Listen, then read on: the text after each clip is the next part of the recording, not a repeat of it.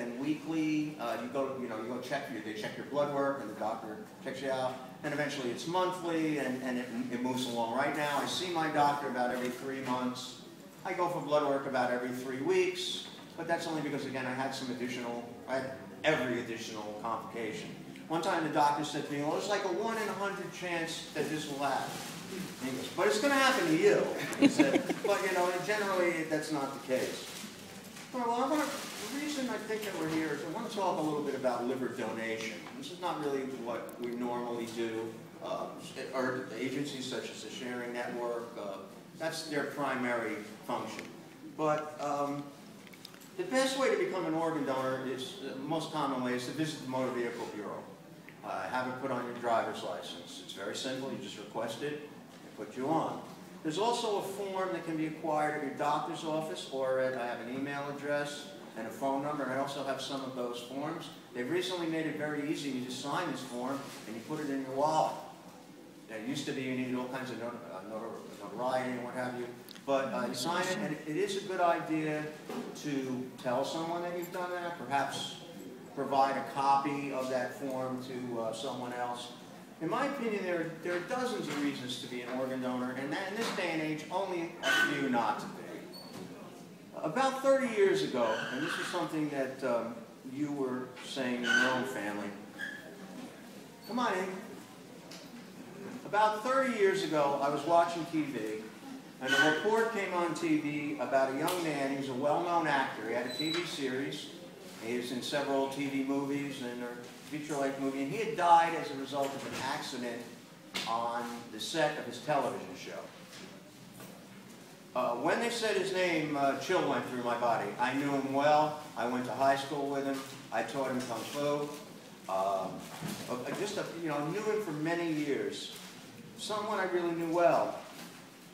And days later, they had a documentary, this is what I was saying, focusing on where his lungs and his kidneys and his eyes, and of course his liver, where everything went.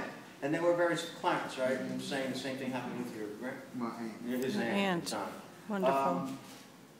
The report went on to state exactly where his donations had gone. Father 3 received a lung, someone received corneas, an infant, what was that? I think that was a kidney. But then there was even a gentleman I saw, he ran an escort service in Las Vegas. And they showed this guy, and he had the whole outfit on and everything, and he got his heart. And this was like the first time that I really, thought about being an organ donor and what that meant. Of course, I didn't, however, expect to be a recipient, but things happened.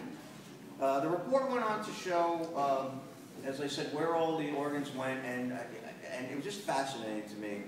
So this was, I thought, this was like a different kind of death that I had ever seen. It was one with dignity and one with hope, to give hope to other people who, quite frankly, in those days, it wasn't that long ago, but it just wasn't that common an event.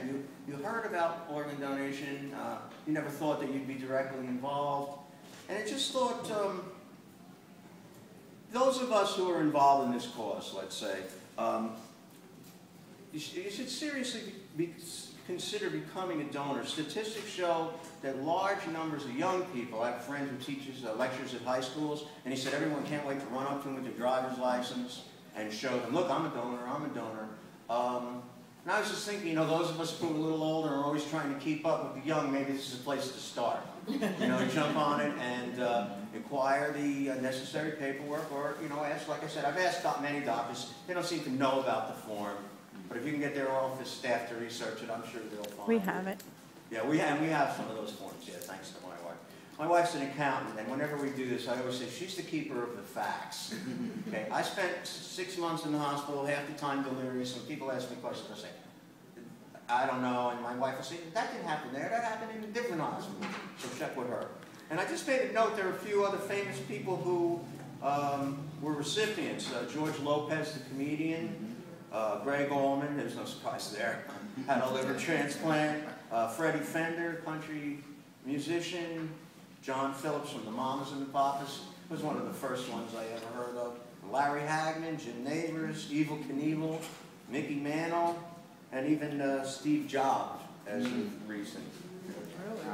Yeah. And there's some, he was, of course, within the liver community, all the doctors I work with and everything, there was a lot of conversation about his particular liver failure.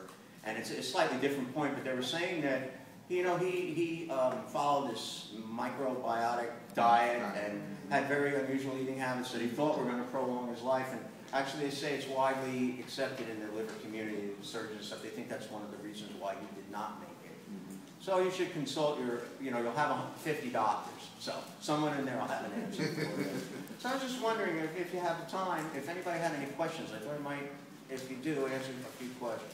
If you don't, that's okay. Well, good. All right, well, I hope that was some value. Wait, we have one. One question. Now, if you have a chronic illness, can you still be a donor? It depends on the illness. Yeah, if I know specifically if you have a blood disorder or something along those lines, probably not. But certainly, just check with your doctor. I'm sure you could get that information. People with Hep C can get a Hep C liver. Oh, right, that's right. Absolutely. Right. Thank you. For example, if a person has hepatitis C, they can get a liver donated by a person who has hepatitis C. So more than depending on the condition, your liver will be, or whatever organ, would be helpful to someone in a similar condition. That's my understanding as of a minute ago. Do you know why people are so reluctant to become a donor? Well, most of the things I hear, some of them are religious-based, some of them are family-based, superstition.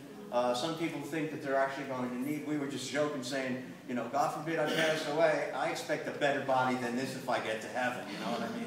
I don't want the same liver, I want to start fresh. But those are a lot of the reasons, and unfortunately it tends to fall along age lines. As far as I was saying, younger people tend to be much higher percentages of their driver's licenses indicated. I think because the education is out there too.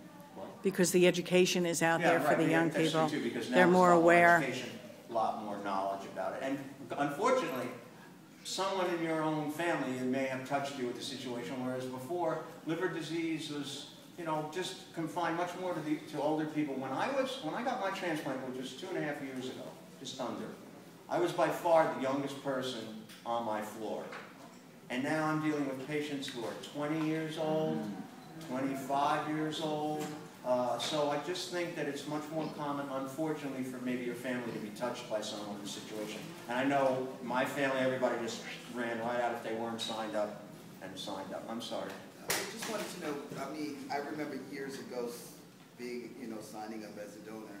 Do you have to do it again, or is it just that one time? No, if it's on your license, it stays. No, if it's on your license, it's... Well, I don't know if it's on my Well, if you don't have a driver's license, job doing something. then again, I give you one of these. You just let somebody know of your intentions. Your clergy, your family. You keep this thing in your wallet, or your clergyman, or your family, friends. Yeah. Anybody else? I have a question. Yeah. It seems that there's a lot more people now that have issues with liver and as well as kidneys.